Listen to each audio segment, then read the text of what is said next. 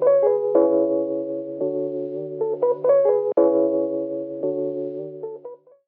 мэцгаанаа хүндэт сонсогчдоо та бүхэнд энэхүү подкастыг сонсох өдрийн мэндийг хүргэе. Миний бие хөтлөгч учрал байна.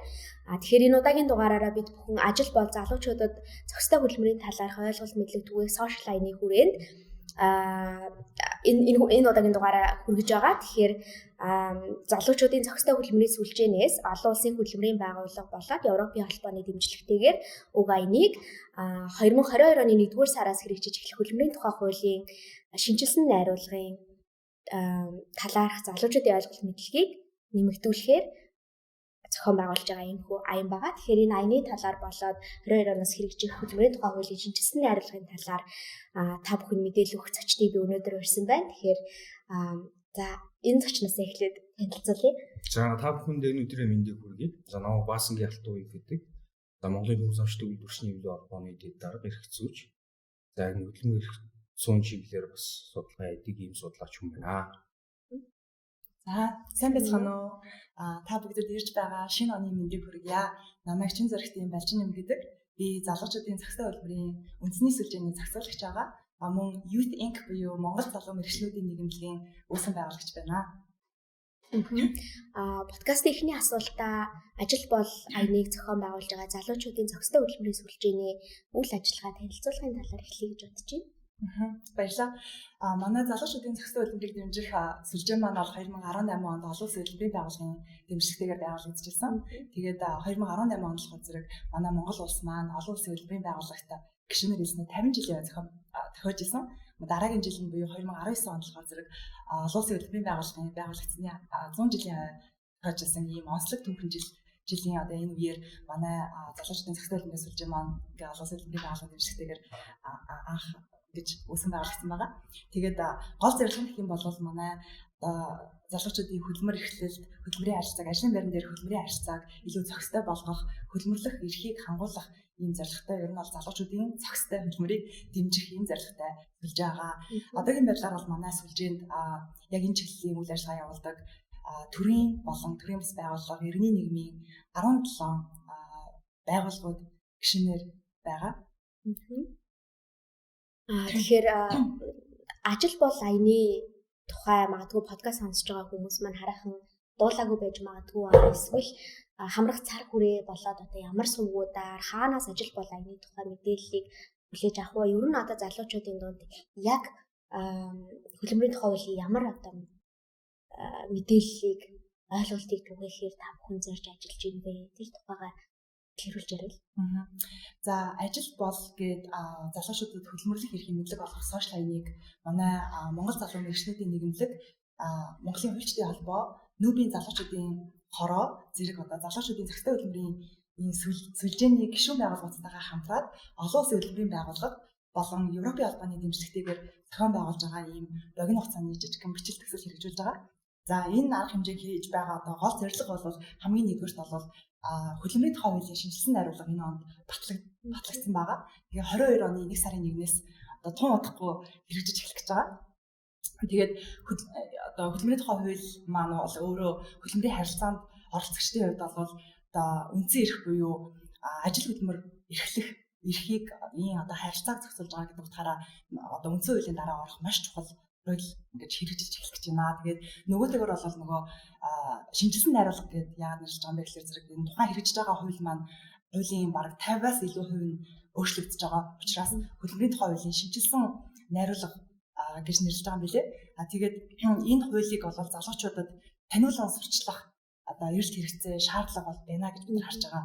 За хоёрдугаар гол зорилго бол Монголын одоо хөдөлмөрийн зах зээл дээр хөдөлмөрийн харилцаанд оролцож байгаа нийт хүмүүсийн хамгийн эмзэг бүлэг нь бол 15-аас 34 насны залуучууд байгаа юм байна гэдгийг бол айгүй олон судалгааны үр дүнгээс бол харж болж байгаа. Тэгээд яагаад ийм залуучууд маань ийм эмзэг байгаад байна гэхэлэр зэрэг одоо хуулиар хамгаалагдсан энэ хөдөлмөрлөх эрхийн мэдлэг ойлголт бол нэлээд сул байгаа юм байна. Тэ энээсээ болоод ажлын байран дээр бол хөдөлмөрлөх эрх нь айгүй их зөрчигдөд байгаа юм байна гэж үзэж байгаа. Тийм учраас манай аяны гол зорилго бол энэ залуучуудад хөдөлмөрлөх эрхийн мэдлэг ойлголтыг ингээд дээшлүүлэх ойлголтыг нэмэгдүүлэх ийм зорилготой байгаа. За баярлалаа. Тэгэхээр дараагийн асуултаа зочин хуульчаас асууя гэж бодож байна. Хөдөлмөрийн тухай хуулийн шинжилсэн найруулга маань одоо 99 оноос хойш мөрдөгдөж байгаа. Хөдөлмөрийн тухай хуулиас ямар онцлог ялгаатай байна вэ? Магадгүй ямар давуу талууд байгаа тухай та подкаст сонсож байгаа залуучуудад маань тайлбарлаж өгнө үү? Баярлалаа. Сонирхолтой асуулт байна. Энэ хууль маань бол 2021 оны 7 сарын 20-ны өдөр улсын хурлын гэсэн чуулгаар хэлцэж эслэн батлагдсан. За ингээд 2022 оны 1 сарын 1-ний өдрөөс мөрдөж эхлэхээр бэлтгэл ажлууд ингээд хангагдаж байгаа. За ингээд 20 гаруй хоногийн дараа энэ хууль маань хэрэгжиж эхэлнэ. За мэдээж 1999 оны хөдөлмөрийн тухай хууль маань бол тухайн үеийн нийгмийн эдийн засгийн байдал, цаг үеийн байдалтай шалтгаалаад бас тухайн хугацаанд үүргээ гүйцэтгсэн ийм хууль. За өнөөдөр 2021 онд бол энэ хөдөлмөр эрхлэлтэй харилцаа маань маш олон төрлийн хэв шинжүүдийг агуулж байна. За ялангуяа сая энэ ковидын нөхцөл байдал бол зайнаас ажиллах, гэрээс ажиллах гэх мэт маш олон төрлийн хөдөлмөр эрхлэлийн хэв шинжийг агуулж байгаа учраас энэ одоо хөдөлмөрийн тухай хууль маань зайлшгүй цаг хугацааны хувьд, эрэлт хэрэгцээний хувьд бол энэ хууль шинжлэхдэх ёстой байна гэдэг ийм одоо нөхцөл шаардлага үүссэн. За энэ хууль маань бас баггүй олон засгийн газар улс их хурлыг дамнаж за мэргэжлийн маш олон байгууллагуудын судалгаа дүгнэлт, эрдэмтдийн шинжээчдийн санал дүгнэлтүүдийг тусгасан ийм сайн хууль болсон гэж би өөртөө үзэж байгаа. За энэ хуулийн маань бас нэг гол үзэл санаа концепцэл бас хэд хэдэн зүйл дээр бас ажиглагдаж байна. За хамгийн нэгдүгээрт энэ хөдөлмөрийн эрхлэлтийн харилцааг зохицуулж байгаа их сурвалжуудын нэрнбийг нэгдүгээр тогтоож байна. Энэ бол практик хэрэглээнд маш их аж холбогдсон. Ийм зохицуулт болж байна. За яагаад вэ гэж. За хуучин хөдөлмөрийн тухай хуулиар яг энэ хөдөлмөр эрхлэлтийн харилцааг зохицуулж байгаа их сурвалжуудын нэрнб байгаагүйгээс шалтгаалаад жишээлбэл хөдөлмөрийн гэрэн дээр нэг ижил төрлийн харилцаа хөдөлмөрийн гэрэн дээр нэг өөр зохицуулдаг. Хамтын гэрээнд нэг өөр зохицуулдаг. Дотоод жогонд нэг өөр зохицуулдаг. За яг энэ тохиолдлуудад хэн нь одоо тэргүүн зэргийн нэрнээр үйлчилж одоо мөрдөх юм бэ гэдэг нь ийм эргэлзээтэй байдал үүсгдэг байсан. Энэ удаагийн хуулийн нэг одоо хамгийн чухал үзэл санааны нэрнбийг бий болгосон. За магадгүй энэ нэрнбүүдэд тухайн ажилтнтай холбоотой, эрх ашигтай холбоотой зохицуулалт янз бүрээр зохицуулагдсан байх юм бол тухайн ажилтнад хамгийн таатай нөхцөлийг бүртгүүлж байгаа зохицуултыг одоо мөрдөх нэгдүгээр тэмдэг зааж. Энэ бол одоо концепцийн маш чухал нэг юм зохицуулт болсон. За хоёрдугаар бас энэ хуулиар яг энэ хөдөлмөр эрхлэлтийн харилцаатай холбоотой үндсэн суурь зарчмууд, үндсэн эрхүүдийг одоо тодорхой зааж өгсөн. Энэ нь өөрөө магадгүй одоо жишээлбэл шудраг бус үйлдэлийг хоригдсан үйлдэлүүд гарах юм бол яах вэ? За магадгүй албан хөдөлмөр эрхлэлтэй холбоотой асуудал гарах юм бол яах ёстой юм бэ гэдгийг нэг үрчлэн зааж энэ хууль нь тодорхой зохицуулж, за мөн одоо хаана хэрхэн гомдол гаргах, ямар журмаар шийдвэрлэх вэ гэдэг маш тодорхой нарийн зааж. За 3 дугаарт би түрүүнд ярианыхаа ихэнд хэллээ. Жишээлбэл одоо гэрээс ажиллах. За зайнаас ажиллах. За мөн дээр нь 90 хоорондын хөдөлгөөн гэрээний асуудал. Жишээлбэл одоо энэ юу гэдгийг туслах малчны асуудлууд орж ирж байна.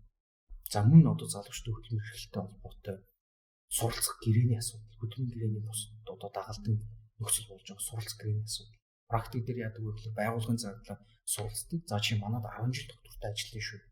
Гэтэл магадгүй тэр залуу маань өсөж дэвжиж өөр байгууллагад орё гэхэлэр нөгөө гэрээн дээр бас юм хязгаарлалт зохицуулна. Гэтэл ийм одоо гэх мэтчлэн маш олон одоо зохицуултуудыг тусгаснараа энэ удаагийн хууль маань маш давуу энэ шинэ үеийн одоо хөдөлмөр эрхлэлтийн харилцаатай болсон харилцааг зохицуулах ийм чухал нэг. За хоёрдугаарт одоо хууль маань хэрэгжиж эхэлнэ. Хууль хэрэгжиж эхлэхээр яг одоо практик дээр үүсэж байгаа энэ хөдөлмөрийн эрхлэлтийн харилцаанд үүсэж байгаа асуудлыг хэрхэн зохицуулах вэ? За тэр магадгүй үүссэн саналын зөрүүтэй асуудлуудыг шүүх хэрхэн яаж ойлгож, тайлбарлаж хэрэгж одоо хэргийг шийдвэрлэж мотгшуулах вэ?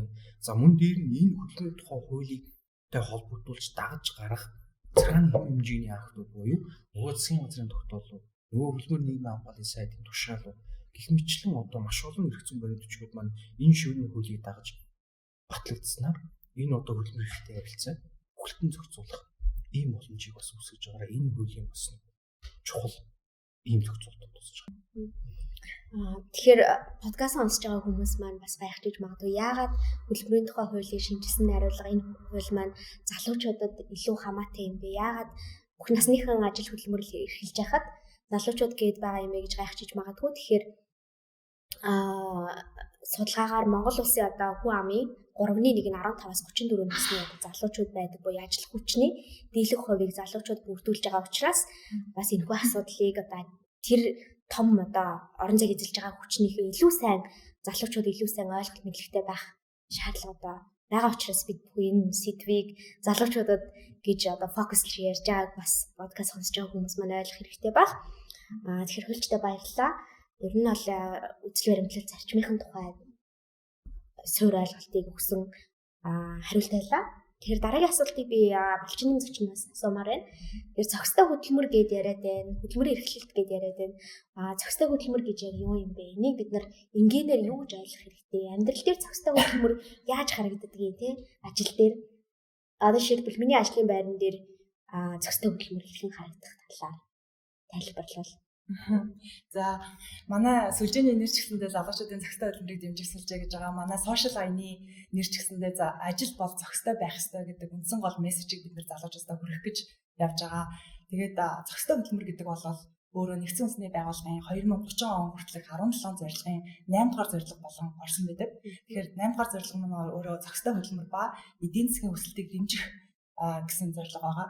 Тэгэхээр зохистой хөдөлмөр бол ерөнхийдөө бараг тогтвортой хөгжлийн бүр одоо хөгжлийн хөдөлгүүр гэж баг хэлж болно. Тэгээд олон улсын хөдөлмөрийн байгууллагаас бол зохистой хөдөлмөрийн тулгуур 4 ойлголтыг гаргасан байгаа. Нэгдүгээрт нь бол эрүүл аюулгүй ажлын байрыг бий болгох гэж байгаа. Энд бол нөгөө бүртэмжтэй цалин хөлс авах, ажил амралтын цагийн асуудлууд байгаа. Хоёрт нь бол хөдөлмөрийн хүрээний суурь зарчим эрхүүдийг хангах гэж байгаа. Энэ бол чухал. Манай одоо 4 үндсэн хөдөлмөрийн хүрээний суурь зарчим эрхүүд байгаа. 4 бас ойгоо олж манаас урьдж ийн бүх төрлийн ялгарлан гадуурхалтаас ангид байх. Албан хөдөлмөрийг устгах. Хүүхдийн хөдөлмөрийн төвчшгүй хэлбэрүүдийг устгах. Мөн эвлэлтэн нэгдэх хамтын хил зархийг эрхийг хангах гэсэн ийм одоо суурь зарчим эрхүүдийг хангуулах зорилготой байгаа тийм ойлголттой байгаа тийм. 3 дугаар зохистой хөдөлмөрийн одоо тулгуур ойлголтууд бол нийгмийн хамгааллыг өргөжүүлэх талаар байгаа. Энэ бол нийгмийн одоо даатгалын тогтолцоонд хамрагдах. Дөрөвт нь бол нийгмийн түншлэлийг дэмжих гэсэн энэ бол нөгөө хөдөлмөрийн ажиллагаанд оролцож байгаа одоо ажил олгогч ажилтан 2-3 талд талуудын хамтын ажиллагааг өргөжүүлэх, эвлэлтэн нэгдэх, хамтарч одоо нөгөө хамтын хилцэр хийх гэдэг айгүй өргөн хүрээний том асуудлууд бол ингээд энэ зохистой хөдөлмөрийн тулгуур ойлголтууд бол орж байгаа. За тэгээ манай зохистой хөдөлмөрийн энэ ажил бол гэдэг залуучуудад хөдөлмөрлөх эрхийг мэдлэг олгох аяны нөгөө гол мессежийг сая ажил бол зохистой байх ёстой гэдэг мессеж гэдгсэн шүү дээ. Тэгээ бид нар болохоор зэрэг энэ хөдөлмөрийн хуулийн шинжилсэн найруулгыг залуучуудад ойлгуулах мөн хөдөлмөрлөх эрхийг мэдлэгийг ингээд дээшлэхтэй болохоор зэрэг залуучуудад илүү нөгөө ойлгомжтой, хүртээмжтэй болгох үүднээс нөгөө энийг одоо олон янзын юм дижитал контент хэлбэрүүдээр яг сүлжээнийхээ пэйж, сошиал медиа тэ сувгуудаар дамжуулж хүргэж байгаа. Тэгээд энэ яг залуучуудын зохистой хөдөлмөрийн сүлжээ гэдэг крилээр бичээд хайх юм бол манай пэйж хуудас хийж байгаа. Тэгэхээр Facebook болон одоо Instagram болохоор зэрэг Decent Work Network гэдэг нэрээр хайх юм бол манай яг энэ хоёр платформоор дамжуулж нөгөө илүү ойрхон байдлаар контентууд гарч байгаа. Жишээлбэл бол постэр гарч байгаа, инфографик мэдээлэлүүд орсон байгаа, график видеонууд орсон байгаа. Бас зарим залуучууд ингээд өөрсдийн яг энэ одоо өөрт тохиолдсон кейсүүдээр түүхүүдийг бас хуваалцсан байж байгаа.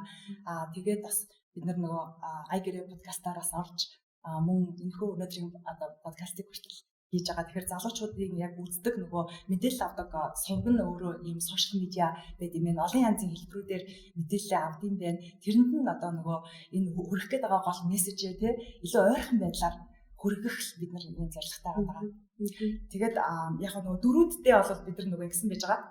Нөгөө гол мессеж нь бол ажил бол зохистой байх хэрэгтэй тийм ээ. Тэгээд одоо энэ дотор бол бид нар 6 дүрийг нөгөө яг залуучуудын төлөөлөл болсон 6 дүрийг сонгож аваад тэгээд дүр болгон нэг мессежийг өгж байгаа байхгүй юу? Тэр мессеж нь болохоор зэрэг ажил бол хүний хөдөлмөрийг шударгаар үнэлдэг байх хэрэгтэй гэж байгаа.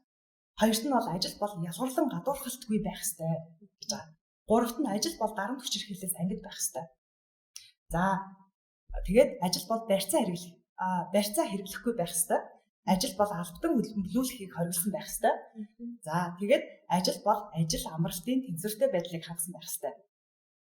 Тэгээд ийм чухал зүйлүүдийг ингээд залуучуудаа хүрэхтэй бол ингээд ийм контентуудаар сая миний хэлсэн сувгаар дамжуулж ингээд хийж байгаа. Подкаст сонсож байгаа хүмүүс маань бас зарим нь доктортой хөгжлийн зорилгоодын талаар хараахан мэдгүй байж магадгүй эсвэл сонссон байж магадгүй. Тэгэхээр түрүүн балчны зочны маань хэлсэнчлэн зохистой хөдөлмөр буюу decent work and economic growth эдийн засгийн өсөлт гэдэг маань энэ доктортой хөгжлийн дэлхийн нийтээр дагаж мөрдөж байгаа 17 зорилгын 8 дахь зорилго байгаа. Тэгэхээр энэ талаар илүү их мэдхийг хүсэх юм бол SDG 8 буюу доктортой хөгжлийн зорилгын 8 дахь зорилго гэж хайгаад бас та бүхэн маань илүү их мэдээлэл авах боломжтой. Мөн залуучуудын зохистой хөдөлмөрийн сүлжээний сошиал хуудасаар ороод компанид ажлын талаар мэдээллийг авах нь. Тэгэхээр сая балчны зочин хэллээлдээ ажил бол аяны хүрээнд одоо ажлын байр яавал зохистой байх юм бэ? Ялгарлан хадгалт байхгүй, дарамт хүчээр хийлгүй болоод ажил амралтын одоо тэнцвэртэй байдлууд гэх мэтчлэн чухал хүчин зүйлүүдийг дурдлаа. Тэгэхээр хөдөлгөөний тухай хуулийн шинжилсэн найруулга дээр эдгээрийг бол өмнөх хуулиас илүүтэйгээр дэлгэрүүлэн тодорхойлж одоо шинжилж оруулсан харагдсан. Тэгэхээр та бас яг шинжилсэн найруулгын онцлог одоо заалтуудыг практик дээр яаж одоо бууж байгаа талаар заримаас нь жишээ дурдаад ярил. За энэ удаагийн бас энэ хөдөлгөөний хуулийн шинжилсэн найруулга маань бас залуучд бас маш олон боломжуудыг бий болгож. Жишээлбэл одоо манай хөдөлмөрийн харилцаанд байдаг нөө оюутнуудыг хичээлийн бус цагаараа ажил үүрэг гүйцэтгэдэг. Гэтэл тэнд ямар гэрээ байгуулах нь ойлгомжгүй, нийгмийн даатгал төлөх юм уу үгүй юм уу? За магадгүй тэр хөдөлмөрийн харилцаанд оролцох ёстой магаан бол хаана хандхыг зүйл ойлгомжгүй, мэддэггүй юм гэсэн. Тэгвэл энэ удаагийн хуулиар бас энэ ажлын бүтэн бус цагийн хөдөлмөрийн гэрээ гэдэг ойлголт орж ирж байна. Энэ маань нэгсэндээ одоо оюутнууд маань ч гэдэг юм уу тийм. За магадгүй одоо оюутан ч биш залуучууд маань зайлшгүй бүрэн бүс цагаар биш энэ ажлын бүтэн бүс цагаар хөдөлмөрийн гэрээ байгуулад ингээд ажиллах боломжийг гаргаж өгч байгаа нэгдүгээр. За хоёрдугаарт гэрээсээ ажиллах боломжийг гаргаж өгч байна. За энэ ялангуяа энэ гэрээсээ болон зайнаас ажиллах гэдэг энэ хоёр ойлголт маань сая үеийн ковидын нөхцөл байдалд бол яг хөдөлмөр хэрэгтэй харилцааны бодит амьдрал дээр гарсан бодит жишээ гэсэн. Энийг одоо хэрхэн яаж зохицуулах вэ гэдэг бас нэг боломжтой төсөл маш их байсан. Тэгвэл одоо энэ хуулийн зохицуултаар бол болмоо гэдэг хуулийн зохицуулт орчиж байгаа учраас яг ажил олгогчтойгоо тухайн одоо ажилтан маань гэрээсээ ажиллах болон зайнаас ажиллах төслүүдэд тохироод шийдвэрлэх боломжууд гарч ирж байна. За дөрөвдүгürt нь иргэд хоорондын хөдөлмөрийн гэрээний асуудал орж байна. Энэ иргэд хоорондын хөдөлмөрийн гэрээгээр магадгүй нэг туслах малчнууд байна.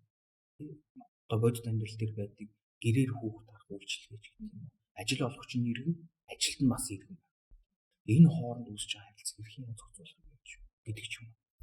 За бас нэг одоо нэг анхаарах ёстой асуудал бол энэ хөдөлмөрийн сахилгын шийтгэлийн асуудал бас нэлээд нэрвэж байгаа. Энэ бас нийгэм бас нэлээд одоо хүчтэй асуудал яригдсан. Юу гэхээр нөгөө цалин хасдаг сахилгын шийтгэл байхгүй болж байгаа юм байна гэдэг ингээд сошиалар маш одоо мэдээлэл гарсан.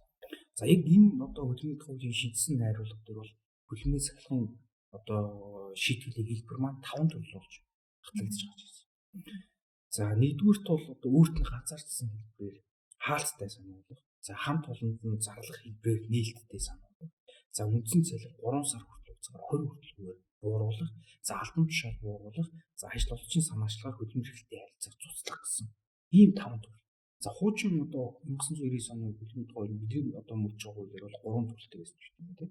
За тэр хуулиар бол магадгүй хөдөлмөрийн гэрээ хөдөлмөрийн дотоод журам зөрчсөн тохиолдолд одоо сахилгын шийтгэл ногдуулна гэж байсан бол одоо энэ шинэ мөрж байгаа хуулиар хөдөлмөрийн тухай хууль тогтоомж байгаа нэг 2 дахь хөдөлмөрийн гэрээ маань 3 дахь хөдөлмөрийн дотоодын хэмжээ за 4 дахь ажлын байрны тодорхойлтыг зөрчсөн үйлдэл эсвэл төв арга юм уу ажил олгогчийн нь тухайн зөрчлийн хэмжээ нэг шалтгаан болоод одоо сахилгын шийтгэл ногдуулахаар ингэж зааж өгсөн.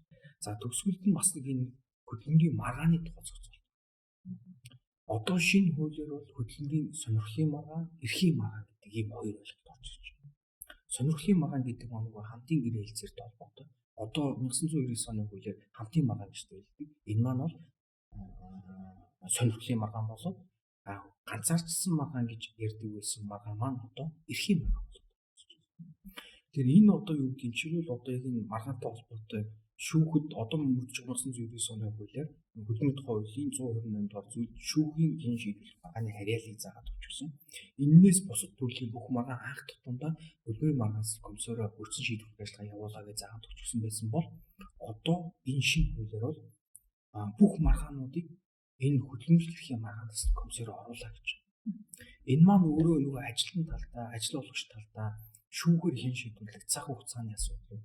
Хоёрдугаар хөрөнгө мөнгөний асуудал. Магадгүй одоо 3 шатны шүүхээр маргааныг эцэлээд одоо шийдвэрлэх хүртэл хугацаа маш их хэмжээний хугацаа алддаг. Тэрнтэй холбоотой ажилтнаа талдаа бол нөгөө хөдөлмөрлөлтийн харилцаа үүс байхгүй учраас цалин ус орлогын асуудал үүснэ. Нөгөө талд ажил олгогч магадгүй 3 шатны шүүхээр яваад маргаанд ажилтны тал шийдвэрлэх юм бол тухайн ажилтны ажилгүй байсан хугацааны бүх хугацааных нь олгорыг болгоно. Энэ маань нөгөө талдаа дахиад ажил олгогч хүн санхүүгийн очтон дараад үүснэ. Тэгэх юм бол одоо энэ шинэ хуулиар бол илүү энэ хөдөлмөрлөлийн маргааны бол талууд харилцсан одоо шийдвэрлэх талаар хэн аль нь одоо санаачлах, идэв санаачлах гаргаач. За ингээ байгууллага дээр бол хөдөлмөрлөлийн маргаанчлах комисс. За ийм хөдөлмөрлөлийн маргаанчлах комисс байхгүй хөдөлмөрлөлийн маргаанс гурван талт хороогоор сум дүүргээр байгаа. Ингэж урьдчилан шийдвэрлэх ажиллагаагаа одоо цаг хугацаа алдахгүй богино хугацаанд асуудлаа шийдвэрлэж байгаа. Ийм онцлог зохицуулт бас орсон. Жишээлбэл одоо 1999 оны хөдөлмөрийн тухай хуулинд энэ уртын ээлж асаа тэгээ ростер систем гэж бидний энэ зохицуулт бол байгаагүй. Ажлын цагт итгэн бодох журмаар зохицуулаад явдаг байсан бол одоо энэ хууль нь бие даасан зохицуулт болж байна. Тэр маргааны тухай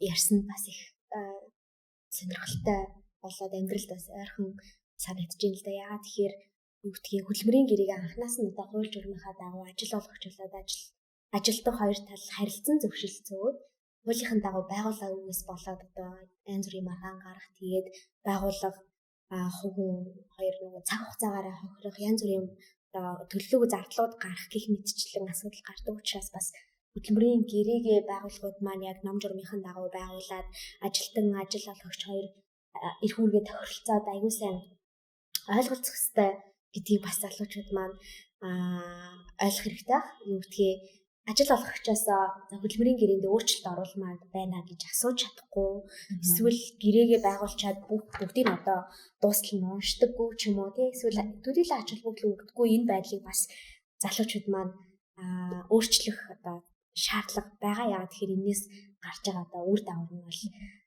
мөнгөн болоод цаг хугацаа гэх мэтчлэн одоо алдагдлуудаар илрээд байгаа учраас хөлжихаа яриан дээр дөрвөлөөд өөрийнхөө зүгээс саяны мэдээллийг өгчлөө. Тэгэхээр баярлалаа танд. Дараагийн асуулт маань болохоор Балжиним зочноос асуумаар байна. Тэгэхээр залуучуудын дунд одоо хөдөлмөрийн эрхлэлтэй холбоотой хамгийн түгээмэл тулгамдж байгаа асуудал нь юу байна? Цалин хангамж байна уу? Ажлын цагийн зохицуулалт байна уу? Эсвэл ажлын байрны хомсдол байна уу? Яг ямар асуудал байгаад байгаа болоод өнөөдөр залуучуудын дунд зохистой хөдөлмөрийн талаар энэ ойлголтыг бид нар илүү сайн нэмэгдүүлэх хэрэгцээ шаардлага байгаа. Залуучуудын хөдөлмөр эрхлэлтийн асуудал бол зөвхөн Монгол орны төдийгүй бүр олон улсын хэмжээний тулгамдсан асуудлуудын нэг болж байгаа. Тэгээд манай орны хувьд болохоор зэрэг нийт 3.3 сая хүн байгаа. Тэгээд 15-аас 34 насны залуучууд бол 34% эзэлдэг байгаа. Ажилгүйдлийн түвшин улсын дунджаар бол 8.4% та байгаа. Гэтэл 15-аас 24 насны залуучуудын ажилгүйдлийн түвшин баг улсын дунджаас 2.5-аас 3 дахин илүү өндөр байгаа. Өөрөөр хэлбэл бараг 24% байх шиг байсан. Үндэсний статистикийн орны одоо 21 оны судалгаагаар манайх нөгөө нэг энэ сошиал аяныхаа хүрээнд инфографик мэдээллүүдийг бас нөгөө бэлтгэж контент хэлбэрээр гаргаж байгаа шүү дээ, тийм ээ. Тэгээд нөгөө 6 сэдвийн хүрээнд мэдээллүүд гаргаад ажилгүйдлийн одоо нөгөө зохистой хөдөлмөр гэж юу юм одоо залуучуудын дунд хөдөлмөр эрхлэлт төгсөгчдийн нөгөө суурь судалгаа сургуулаа төгсөөд яагаад одоо ажилд орж чадахгүй байгаа, ажилласаа гарч байгаа шалтгаанууд, цалин, ажил амралтын цаг, тэгээд нөгөө ирээдүйд хэрэгтэй ур чадрууд гэдэг ингээд нөгөө залуучуудтай хэрэг болох тэр мэдээллүүдийг нөгөө гаргасан болохоор тэр мэдээлэл дээр бас тулгуурлаад энэ залуучуудын хөдөлмөр эрхлэлттэй холбоотой бас ярьчихвал зүгээр ахаа гэж бодож байна. Тэгээд ер нь бол залуучуудын ажилгүй байгаа шалтгаан бол олон янз байгаа шүү дээ. Энэс өмнө болохоор нэг мэдээлэл бас хүрэхэд бол манай Монгол залуучуудын 5 хүн тутмын нэг нь хөдөлмөр эрхлээгүй боловсрол сургалтын энэ хөтөлбөрт хамрагдаагүй гэж байгаа байхгүй. Энэ англиар бол NEET гэж нэрлэдэг. Not in education, employment oriented training гэж байгаа байхгүй юу. Тэгэхээр 5 хүн тутмын нэг гэдэг чинь баг 20% гэсэн үг. Тэгээд ажилгүйдэл нь бол баг 24%-тэй. Тэгээ улсын дундаж бол 8.4 15-аас 35 насны залуучуудын ажилгүйдэл болохоор 11%-тэй гэдэг ингээд бүр нарийн статистик тоонууд гарсан байгаа л да. Тэгэхээр нөгөө залуучууд яагаад ажил хийхгүй байна гэд одоо залуучуудыг болохоор зэрэг залах уу одоо хөдөлмөр эрхэлдэггүй гэсэн олон одоо шалтгаануудаар буруутгаж одоо ярьж байгаа л да тий. Гэхдээ хэдий ч бол энэ бол хөдөлмөрийн зах зээл дээрх эрэлт нийлүүлэлтийн үл нийцлийн асуудал байгаад байна. Залуучууд одоо нөгөө залуучуудын төгсөгчдийн мөшгөх судалгаануудаас харахад бол залуучуудад тулгамдж байгаа одоо хамгийн том асуудал нь бол ажил олохгүй байна гэдэг байгаа байхгүй. Тэгэхээр сургуулаа төгсөөд мэдээж тэр чинь одоо ажилд орохын тулд боловсрал эзэмшээд ажиллаж байгаа шүү дээ тий. Гэтэл нөгөө ажил олгогч нар болохоор юу гэж хэлж байгаа юм гэхээр нөгөө манай ажлын байранд тохирсон ур чадвартай нийцэл тохирсон тийм ажил өгч олдохгүй байна гэдэг байгаа байхгүй. Хоёр талаасаа нэгэн ч одоо тий ажил нь олдохгүй байна гэдэг энэ судалгаа гаргачаад байна. Нөгөө тал нь болохоор зэрэг манай тохирох ур чадвартай ийм боловсрогч олдохгүй байна гэдэг байгаа байхгүй. Гэтэл ажил бол байгаад байгаа. Ажил бол байгаа. Зөндөө их ажлын байрууд бол байгаад байгаа. Гэтэл нөгөө эрэлт нийлүүлэлт хоёрын хооронд одоо хүлээлт болон бодит байдлын хоорондын зөрүү, дээрэс нь ур чадварын үл нийцлийн асуудал, ажил мэргэжлийн хоорондоо одоо тэр эрэлт нийлүүлэлт хоёр хоорондоо нийцгүй байгаа ийм асуудлууд бол үнэхээр манай хөдөлмөрийн зах зээл дээр гараад байгаа юм байна гэж харж болох гэдэг. Тэгээд энэ одоо төгсөгчдийн ажилд ороход зарцуулсан хугацааг нь харахад бол бараг 13 сараас дээш хугацаагаар бол ажил хайж байгаа нь бол бараг 29% таа байхгүй юу. За тэгээд энэ нөгөө төгсөгчдийн ажлаас гарсан шалтгаан нь бол цалин бага, ажлын байр нөгөө сая хэлсэн тий олдохгүй байна гэдэг ийм шалтгаан. Тэгээд мэдээж бол зарим нь бол нөгөө ар гэрийн асуудал төрөх одоо гэр бүл зохиох мохох гэсэн тиймэрхүү зүйлүүд байгаа. Ажил хийхэд тулгардаг одоо хүндрэл бэрхшээл болохоор зэрэг ажлын туршлагагүй байдал гэдгийг хэлсэн байгаа. Мөн тухайн ажлыг хийх одоо мэдлэг ур чадвар чадамжийн асуудал яригдж байгаа. Нөгөө талаасаа ажил олгогч нар болохоор зэрэг мэдээж нөгөө тухайн ажлыг хийх чадамжтай ажилтан хайгаад идэг. Тэгэхээр зэрэг нөгөө чадамжид суурилсан энэ одоо мэрэгчлэр ур чадвар тий бас ийм үйл хэцэрс бас байна гэж харж байгаа. Чадамж гэдэг ойлголт чадлаарэ яг нөгөө ур чадвар чадамж болоод бодит байдал хүлээлтийн ярьсан дээр би нэг зүйлийг бас сонсогчд маань гайхаж магадгүй гэж бодоод байна. Тэгвэл энэ асуудлыг хөдөлмөрийн тухай хуулиар ямар зохицуулалтаар энийг шийдэх вэ? Бүгдийг дөнгөж шинэхэн төгсөгч мэдээж ажлын туршлага байхгүй. Тэр хүний горилж байгаа ажлын байранд бол магадгүй 5 жилийн 3 жилийн ажлын туршлага шаардсан байдаг. Гэхдээ туршлага шаардсан хэрнээ ур чадвар мэдлэг бас тодорхой хэмжээд хүрээд ивэл яах вэ? Тэгвэл ямар төрлийн гэрээ байгуулах вэ? Энийг ажилтаа ажиллагч хоёр одоо харилцан тохиролцох уу, яах вэ? Энэ бол бүр нөгөө саяны яригдсан сэдв маань яг нийгэмд гардаг асуудал шүү дээ. Бүр сошиал дээр нөгөө юунууд хүртэл яваад идэг шүү дээ. Хошин зурагнууд юу гэдгийг сургуулаа төгсөд орсон чинь ажил олгогч 10 жилийн туршлага шаардаад байх үед энэ гэдэг энэ бол залуучдын дунд угаасаа байдаг хамгийн түрүүний асуудал. Тэгэхээр энэ асуудал хөндөгдсөн дээр шийдлийг бас хоёр зочноос асуумаар юм л да. Яг тэгвэл ийм асуудал байвал өнөөдөр би шинэхэн төгсөгч яах ёстой вэ? Миний борлоод байгаа ажлын байр байна. Ажил олгогчтойгоо ажлын байрныхаа ур чадварын шаардлагыг би хангалаа. Одоо юу гэдгийг хэлний чадвар ч юм уу тий өөр бусад. Гэтэл ажлын туршлага гэдэг зүйлийг заагаад өгсөн байгаа гэвэл энийг одоо ажил олгогч ажилтан хоёр харилцан тохиролцоод ямар төрлийн гэрээ байгуулад ч юм уу тий явж болдог уу? Одоо нөгөө туршлагаар ажиллах, даалдангаар ажиллах ч юм уу? Энэ зохицуултуудын талаар хөлчөөсөө асуугаад тэгээд тэний яриараа үргэлжлээд энэ шинэ хөдөлмөрийн тухай хууль нь бас одоо хууч хуулинд ч байсан дагалдан болон туршилтын гэрээний асуудал бас хэлхэн тусгагдсан. Яг ер нь бол энэ хуулийн нэг үзэл санаа концепц бол энэ хөдөлмөр эрхлэлтийн харилцааны хэв шинжийг агуулж байх юм бол энд хөдөлмөрийн гэрээ байгуулах шүү гэдэг энэ шаардлага тавина. Одоо ямар төрлийн гэрээ байгуулах юм бэ гэдэг дээр манай залуучууд яах нь энэ хөдөлмөр эрхлэлтийн харилцааны хэв шинжийг агуулж байх юм бол яах нь хөдөлмөрийн гэрээ байгуулах нэ гэдэг дээр бол одоо нэг мөр ойлголт байна. За цалин хүсний одоо үзэл санаан дээр бол энэ хуулинд бас нэг хэд хэдэн онцлог зохицуултууд орж ирж байгаа. Энэ дээр юу орж ирсэн бэ гэхлээр ерөөсөө нэгдүгээр ижил үнэлэмжтэй ажил үүрэг гүйцэтгэж байгаа ажлын цалин хүсний хэмжээ адилхан байна шүү. Нэг. За хоёрдугаар бас нэг чухал одоо энэ цалин үүсний асуудлыг орсон ажилтны ур чадварын түвшин, дээр нь гүйцэтгэл, хөдөлмөрийн бүтээмжтэй бас уялдуулсан байх ёстой. Тэгээ нэгсэндээ тухайн ажилтны одоо шинээр орж байгаа ажилтны хувьд бол яах нь одоо юу гэдгийг хоёр адилхан ихтлэн бодогч гэдэг адилхан ажил албан тушаал адилхан ажлын байрны тодорхойлон заасан ажлыг гүйцэтгэж хэлээ гэхэд чи арай туршлага багтаа наа гэд цалингийн яах баг өгч болохгүй шүү гэсэн нэгдүгээр санаа. За хоёрдугаарт энэ цалин үйлс тогтоох тэр ямар одоо зарчим баримтлах гэж байгаа тийм ерөөсөө энэ ажилтны ур чадварын түвшин за нэгдүгээр за хоёрдугаар гүйцэтгэл хөдөлмөрийн бүтээмжтэй уялдсан байх хэрэгтэй. Мэдээж одоо юу гэдгийг тухайн ажилтны ур чадвар дэмж ажлын гүйцэтгэлээс хамаарч бас яах нь цалин үйлсийг тогтоох ёстой шүү. Энэ бол хоёр дахь зарчим.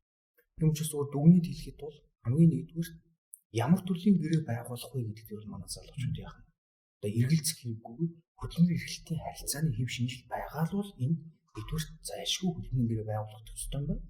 За хоёрдугаарт энэ цалин үйлсийг одоо тогтоохдоо бол нэгдүгээр энэ ижил үнэмшил ажлыг гүйцэтгэж байгаа ажилтнууд юу бол яах нь адилхан цалин үйлс дэмж адилхан байх нь шүү. Яг адилхан ажил гүйцэтгэж байгаа адилхан байна гэсэн санаа нэг. Хоёр дахь нь бас нөгөө тухайн ажилтны өөрийнх нь хүч чадварын гүйцэтгэл хөдөлмөрийн бүтээмж асуудал бас давхар үеэд өрчиж байгаа учраас энэ хоёр зүйл дээр л анхаарах хэрэгтэй. Одоо хөдөлмөрийн гэрээ байгуулад ажиллаж байгаа хугацаанд бол тэр нөгөө дагалдан болон туршилтын гэрээний одоо гэрээний төрлүүд бол бас энэ хуулинд заагаад өгч гисэн. Энэ хугацаанд энэ үед бол нөгөө хугацаатай хөдөлмөрийн гэрээгээ байгуулаад тухайн ажилтан манай байгууллага гэдэг юм уу тийм энэ ажлын байрны тодорхойлолтоор заагдсан ажлуудын үнэхээр одоо хэр зэрэг биелүүлж өгнө гэдгээс хамаарат тухайн ажилтнаа цаашаа гэрээгээ сунгаад явах бол өөрийн бас ажиллуулагч юм байна. За яраа үргэлжлүүлэхээр чадамжаа үргэлжлүүлээд ирчихвэ. Ер нь бол нөгөө чадамж гэдэг ойлголт маань өөрөө гурван чухал ойлголтоос бүрддэг юм билээ. Энд бол мэдлэг тухайн ажлыг их мэдлэгтэй байх. Ур чадвар. Яг нөгөө ур чадварын тэр гүйцэтгэлийн асуудал байгаа. Тэгээд дээрэс нь хандлага гэдэг энэ гурван зүйл нийлж чадамжид суурилсан чадамжтай байна гэж хэлж байгаа. Тэгэхээр зэрэг нөгөө ажил олгогчийн угаасаа нөгөө энэ манай инфографик мэдээлэл дээр бол нөгөө ажлын байранд дах мэргэжлийн ур чадварын хомсдол гэж байгаа байхгүй юу? Энэ дээр болохоор зэрэг гадаад хэлний мэдлэг бол нэлээд хамсалтай байна. Залуучууд маань гадаад хэлний мэдлэг энэ айгуу сонирхолтой тоо гарсан. Тэгээд бас нөгөө ажлын байрны аюулгүй ажиллагаа эрүүл байдлын мэдлэг. Яа тэгэхээр энэ саяын тоолохоор зэрэг нөгөө залуучууд маань бол ажлын байран дээр нөгөө осол үйлдвэрлэлийн осол айгүй хүртээд байгаа юм билээ. Бараг 45% таа байх шиг байсан. 45-50% таа нөгөө үйлдвэрлэлийн осол мэргэжлийн шалтгааллах хөвчлөлд өртөж байгаа одоо ажилчдын хингэн залуучууд байгаа. Тэгэхээр энэ мэдлэг бол хомсдод байгаа юм байна тий. Мөн компьютерийн мэдлэг тэгээд англи хэлний гадаад хэлний мэдлэг бол айгүй чухал байгаа юм байлээ. За тэгээд энэ юугаа болохоор ажлын байранд дах ерөнхий ур чадварын хомсдол гэж асуусан. Англиад энэ нь бол нөгөө болцоо soft skill гэж ярьдаг шүү дээ тий. Ерөнхий одоо нөгөө харилцааны ур чадварууд айгүй хэрэгтэй байгаа юм билээ. Багаар ажиллах, бие даан ажиллах, одоо өөрийгөө илэрхийлэх чадвар, шийдвэр гаргах, цаг ашиглах, тасралтгүй суралцах, зохион байгуулах гэдэг ийм одоо нэлээд ийм soft skill шаардсан ур чадварууд нэлээд шаардж байгаа. Ажил олгогч нар баг ямар мэргэжлэр одоо сүүл рүүгээ баг нөгөө яг нөгөө хэрэгтэй ажилд нь олдохгүй бол тэр зэрэг илүү одоо soft skill ур чадвар өөрийгөө нөгөө илэрхийлэх энэ одоо soft skill энэ ур чадвар сайтай зөв хандлагатай залуучуудыг баг ажилд авъя гэсэн ийм хандлага байгаа шүү дээ. Тэгэхээр ажил олгогчийн чухалчилдаг чадварын шаардлагад бол одоо хамгийн гол нь найдвартай байх хэрэгтэй байна, доктортой байх хэрэгтэй байна. Ур чадвар, чадамж болон туршлага гэдэг энэ хоёр зүйлийн талаар ярьж байгаа. Манай юуны хувьд болохоор зэрэг манай Монгол залуу мэргэжлүүдийн хувьд болохоор зэрэг ямар шийдлийг бас оруулж ирээд манай одоо залуучуудын цагстай хөлбөмбөгийн сүлжээтэйгээ хамтраад төвшүүлж байна гэхээр залуучууд маань бол ажлын мэдээж нөгөө туршлагыг чинь бол яг ажиллаж иж л авч авна шүү дээ. Тэрнээс ч ажиллахгүй яваад их юм бол туршлага байхгүй шүү дээ угаасаа. Тэгээд тухайн ажлыг гүйцэтгэж иж яг практик дээр туршлага хөрөнгөлүүлж иж л тухайн ажлыг хийх чадвартай болж байгаа байхгүй юу угаасаа. Тэгээд энэ одоо нөгөө хөдөлмөрийн ертөнцийн өөрөө тэр чигээрээ өөрчлөгдөж шүү дээ. Маш их өөрчлөлтүүд гарч байна. Ялангуяа технологи дээр суурилж байна. Одоо аж үйлдвэрийн дөрөвдүгээр хувьсгал гэдээ ярьж байна. Дижитал шилжилт ярьж байна. Энэ технологитойгоо холбоотой ур чадрын хувьд бол мэдээж залуучууд маань бол арай илүү нөгөө үе хоорондын ялгааны хувьд бол нөгөө ахмад ажилчдаасаа илүү хурдан сурах баг нөгөө эддээ заагаад өгөх тийм чадвартай байгаа. Тэгэхээр залуучууд маань бол баг юм хоёр туйлд байгаа байхгүй. Эсвэл бүр нөгөө нэг IT мэдлэг сайтай тийм залуучууд байгаа дээ. Нөгөө талаар болохоор зэрэг нөгөө залуучууд ч ажил хийдгүү нөгөө залхуу яахгүй байна тий хөдөлмөр эрхлэхгүй байна гэдэг ийм асуудал байгаа. Тэгэхээр зэрэг ер нь бол ийм харилцан ойлголцож би энийгээ одоо хөдөлмөрийн харилцаа явагдуулах зүгээр байгаа. Залуучууд бол мэдээж хөдөлмөр эрхлэх ёстой байгаа. Саяны нөгөө хөдөлмөрлөх эрх нь зөрчигдөөд сайн одоо нөгөө ажил хийя гэсэн сэдв сайн төрөхгүй байгаа учраас магадгүй тухайн одоо залуучууд маань ажлаас гараад ажилд орохгүй байгаа магадгүй шалтгаан байж болох гэдэг байгаа байхгүй. Тийм учраас залуучуудыгаа бол энэ сая хөдөлмөрийн одоо хуйлтайгаа танилцаад хөдөлмөрийн гэрээгээ сайн баталгаажуулж хийгээд энэ бол хоёр талын харилцаа юм байна. Сайн уншиж ойлгож мэдэх хэрэгтэй юм байна. Тэгээд ажлын байран дээр гараад хөдөлмөрөө үнэлүүлээд ингэж явах явцдаа бол туршлагатай болж авах юм байна. Тэгээд манай одоо саяхан хэлсэн тий Монгол залуу мэргэжлүүдийн нийгэмлэгээс бол манайх интерншип хөтөлбөр гэдгийг туршин хэрэгжүүлээд сая 21 онд туршин хэрэгжүүлсэн байж байгаа. Энэ бол яалтчгүй залуучуудын хөдөлмөр эрхлэлийг дэмжих хөтөлбөр болж байгаа. Тэгээ бидний зүгээс болохоор залуучуудын зохистой хөдөлмөрийн сүлжээтэйгээ хамтраад илүү өргөн цаг хүрээнд ингээд залуучуудыгаа ажлын байран дээр туршлагажуулах ажлыг чадваржуулах илүү одоо өндөр чадамжтай болгох дээр нь хамтарч ажиллая. Төр хувийн хвшлийн хамтын ажиллагаа одоо энэ бол маш чухал юм аа гэж уриалмаар байна. Баярлалаа. Тэгэхээр подкаст маань дуусах тал руугаа хандж байна сонсогчдоо. Тэгэхээр сүүлийн асуултыг би хоёр зочноос хоёулангаас нь асуумаар байна. Ямар асуулт вэ гэхээр за бид нэр залуучуудын хөдөлмөр эрхлэлтийг одоо нэмэгдүүлээ, ойлголтыг нэмэгдүүлээ гэдээ ярьж байна. Тэгэхээр хөдөлмөр эрхлэхэд ээлтэй, за эрх үүргээ ухамсарладаг одоо тэр таатай орчныг бүрдүүлэхийн тулд хэн юу хийх ёстой вэ?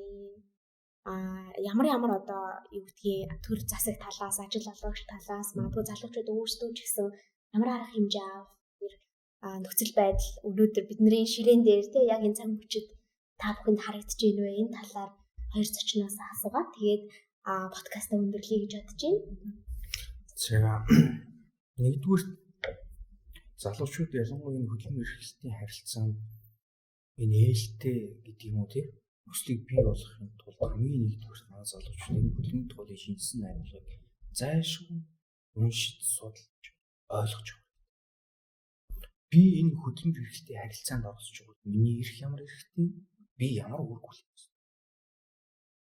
Өнөөдөр бол одоо яг энэ одоо хөдөлмөрийн зах зээл дээр ингээ харахад манай залуучууд яг энэ хөдөлмөр эрхлэлтийн харилцаатай холбоотойгоор үүсэж байгаа эрх маань зөрчигдөж юм үгүй юу гэдэг талаар нэгдүгээр ойлгох мэдлэг байдаггүй.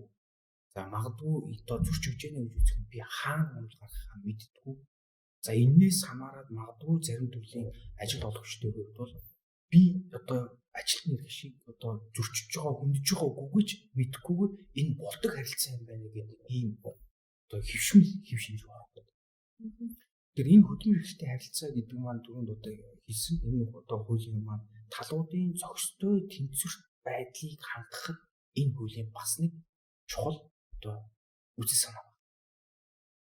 Нэгсэн доо тэнд одоо юу гэдэг нь би ажил олгогч бол ажлаар хангалаа гэд бүх зүйл дээр тав хийдэггүй шүү. Тийм. Тэр ажилтны одоо хаятай тухтай ажиллах хангаж хөлмөө айлгууд ирүүлэх хангах хэрэгтэй. Тэр цалин үүсгэн цаг хугацаанд молох хэрэгтэй. За магадгүй одоо ажилтан одоо хөдөлгөөний гэрээ ажлын байрны тодорхойлолт зарсан ажил үргээ биелүүлээгүй гэдэг нь магадгүй зөрчилдөлтөд гаргасан тохиолдолд ямар хариуцлага ногдуулах вэ? Маш тодорхойгоо нэгсэндөө тэр харилцаанд орж байгаа хүмүүс маань тоглоомын дүрмээ эхнээсээ маш тодорхой гаргаж тэр хөдөлмөрийн гэрээ байгуулгаас ямар тохиолдолд хөдөлмөрийн одоо гэрээг шууд зогсоохоор сахилгын ностоо зөрчлөж үзэх юм бэ? Тэрийгэ хүртэл одоо танилцуулж, харилцан зөвшөөрч, ойлгуулж ингэж харилцан үр ашигтай явуулснараа энэ одоо хөдөлмөр эрхлэлтийн харилцаа мөрдөж байгаа дүрм журмууд ба нэг мөр ойлголтоор хэрэглэгдэх. За магадгүй залуучууд маань одоо зөрчиж байгаа эрхээ холбогдох одоо байгууллагуудад гомдлоо гаргаснаар тэр холбогдох үйлдэх тундын заагдсан байгууллагуудад хэн гомдлын дагуу хэн шалгалт хийгээд нөгөө ажил олгогчид ийм хөлтэй шүү. Энэ нь бол ингээд ажилтны эрхийг зөрчиж байна гэх юм бол нөгөө ажил олгогч маань дараагийн удаадаа тэр одоо зөрчлийг гаргахгүй байх. Ийм нөхцлүүдийг одоо бүрдүүлэх юм шүү. Тийм учраас би хамгийн түрүүнд залуучтай юу гэж уриалах гэдэг вэ? Энэ хөдөлмөрийн тухай жинсэн хариулгыг хичээнгүүлээ цаг зав гаргаад ингээд уншаач, судлаач. Би ямар эрхтэй, ямар үүрэгтэй энэ харилцааны онцлогийг юу вэ? Төхөрмө зөрчил хаана гомдлоо гаргах вэ? Гэвчлэн энэ зүйлийг ингээ мухарлж явах юм бол өөрөө яах вэ? Энэ хөдөлмөрийн эрхлэлтийн харилцааны одоо энэ хуулийн зорилтонд байгаа тэгэхээр зохистой тэнцвэртэй байдлыг хадгалах ийм одоо чухал суурийг бүрдүүлэхэд анхаарах асуудал гэж өгнө бодлоо. За баярлалаа. Ойгоо олж байгаа бас санал нийлж байна. Тэгээд нэмээд хэлэхэд бол дэлхийн одоо нийтийн чиг хандлага бол өөрөө доктортой хөгжлийн зорилт одоо улс орнууд маань доктортой хөгжлийн зорилгын төлөө энийг хэрэгжүүлэхийн төлөө явж байгаа.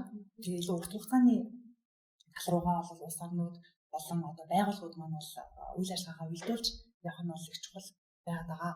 Энэ нь юу гэсэн үг юм бэ гэхээр зэрэг хүн төртэй нийгэмдээ ээлтэй, байгальтай ээлтэй зохистой хөдөлмөрийг дэмжсэн ийм байдлаар үйл ажиллагаа явуулах юм бол ер нь одоо хаана ашигтай байгаад байна. Угаасаа хүнээ дээдлсэн, хүний эрхийг хамгаалсан. Тэгээд угаасаа бүгд л хажина гэдэг зарчим байгаа даа шүү дээ. Угаасаа доктортой хөгжлийн зорилго чинь өөрөө тэр энэ 5 үнцэн концепцийг барьсан, ногоон эдийн засгийг дэмжсэн гэдэг технологиг ашиглая гэж байгаа. Тэгээ хамгийн гол нь хүнээ дээдлэл эцсийн үндэ чинь ажил гэдэг чинь өөрөө хүмүүсийн хоорондын харилцаа л байна шүү дээ. Тэ ажил олгогч нь байна уу, ажилтан байна уу? Ажилтныхаа төлөө, хүнийхээ төлөө ингээд явах юм бол угаасаа л нөгөө харилцаа ашигтай хамтын ажиллагаа гэдэг зүйл чинь болох гэдэг байгаа байхгүй. Тэгэхээр энийг аягүй сайн ухамсарлаад хоёр талаасаа ингээд яадаг ойлголцож яг нөгөө хоёроо орж хийж байгаатай адилхан одоо анханаас нь зөв зөвшөлтсөд бүрэн одоо энэ хууль бол битээ дөрвөн хөдөлмөрийн харилцаа өөрөө аягүй их шинжлэгдээд байнгын шинжлэгдэж явж байгаа учраас уян хатан байхаас аргагүй байгаа байхгүй. Тэгээ нөгөө зайнаас ажиллах, гэрээсээ ажиллах гэж сая яалтчгүй нөгөө цар тахал болоод нөгөө хүчээр байгууллагууд маань нөгөө 20-нд тэг гэрийн юу байхдаа бол зайнаас ажиллаа. Тэгээд нөгөө зохицуулах механизм байхгүй гэсэн учраас маш олон асуудлууд бол тулгарч ирсэн билээ. Гэхдээ одоо энэ хөдөлмөрийн хуулийг шинжилсэн найруулга маань ингээд батлагдсанаар одоо хэрэгжиж эхлэх гэж байгаагаар бол энэний одоо юу зохицуултууд айгүй олон гоё таатай зохицуултууд гарч ирж байгаа юм билээ. Тэгээд тийм учраас одоо залуучууд, ажил олгогч ерөөсөө энэ хөдөлмөрийн харилцаанд оролцож байгаа бүх хүмүүс маань энэ хөдөлмөрийн хуулиа уншаарай. Хөдөлмөрийн гэрээндээ аль аль нь айгүй хариуцлагатай ханддаг байгаасай. Яагаад гэвэл одоо ажил олгогч болон ажилтны хоорондын харилцаа бол өөрөө эрх тэгш харилцан хүндэтгэлтэй бүтээмжтэй байх ёстой гэдгийг бол аль аль талтаа ойлгох ёстой. За тэгээд өшөө бас нэг зүйл хэлэхэд бол төр хувийн эрхлийн түншлэл гэдэг зүйл маш чухал юм аа тий. Зөвхөн залуучууд биш, зөвхөн ажил олгогч нар, байгууллагууд биш, зөвхөн төр засаг ингээд тусдаа биш тий. Аль болохоор тухайн асуудлыг ойлгож харилцан ашигтай хамтарч ажиллахын тулд төр хувийн эрхлийн түншлэлийг бол ингээд яг бодит практик дээр хэрэгжүүлэх хэрэгтэй байна. Тэгээд манай залуучуудын зохистой хөдөлмөрийн сүлжээ маань өөрөө нөгөө онцлог тал нь олон улсын хөдөлмөрийн байгууллагч өөрөө нэгдсэн үндэсний байгууллагын яг энэ хөдөлмөрийн харилцаагаараа одоо мэрэгсэн төрөлцсөн байгууллага байгаа шүү дээ тий. Тэгээд олон улсын хөдөлмөрийн байгууллага өөрөө яг энэ гурван бүтцтэйгээр үйл ажиллагаа явуулдаг байгаа. Засгийн газар, улс орнуудын засгийн газар, ажил олгогч, ажилтны талтай хамтарч ажилладаг. Тэр ч утгаараа манай одоо энэ сүлжээ маань өөрөө одоо 17 байгууллагын 8 төрлийн байгууллага байгаа. Одоо төрийн хэрэгжүүлэгч агентлагууд байгаа. 8 нь болохоор зэрэг 91 одоо төрийн бас байгууллагын ийм байгууллагууд манай сүлжээнд орсон байж байгаа. Тийм учраас саяын энэ одоо төр хувийн эрхлийн түншлэлийг одоо бодит практик дээр хэрэгжүүлэхийн тулд манай энэ сүлжээ маань бас нэлээд ингээд ажиллах болно. Тэгээд ажил олгогч нар маань тэр залуучууд бол манай энэ сүлжээний пэйж хуудсыг сайн дагаад бид нартай одоо хамтарч ажиллах бүрэн болцоотой шүү. Бид нар дэмжиж мэдлэг мэдээлэлээр хангаж илүү одоо 22 онд ч гэсэндээ илүү олон зүйлийг ингээ хамтраад хэрэгжүүлэх болно гэж найдаж байна. Тэгээ бүгдэнд нь ирж байгаа шинэ оны мэндийг хүргье. Ажлын өндөр амжилт хүсье. Баярлалаа. За маш их баярлалаа хоёр зочиндоо. Тэгэхээр подкастт маань хуульч Алтан уяг, залуучуудын зохистой хөдөлмөрийн сүлжээний зохицуулагч Балчин нам маань оролцож хөдөлмөрийн тухай хуулийг шинжилсэн найруулга, түүний онцлог одоо заалт, ач холбогдлын талаар төдийгүй залуучуудын зохистой хөдөлмөр гэдэг ойлголтыг та бүхэнд хуваалцлаа. Тэгэхээр подкаст сонссон хүмүүс маань өөрсдөө хэрэгтэй мэдээлэл, ажил амьдралтай хэрэгтэй мэдээлэл тодорхой хэмжээнд авсан болов уу гэж найдаж байна. Тэгэхээр залуучууд ба зохистой хөдөлмөр подкаст маань энэ хүрээд өндөрлж байна. Бидэнтэй хамт байсан та бүх сонсогчдоо баярлалаа, зочдоо баярлалаа. Миний бие залуучуудын төлөөлөл хөтлөгч очрол байлаа. Маш их баярлалаа. Баярлалаа. Баярлалаа.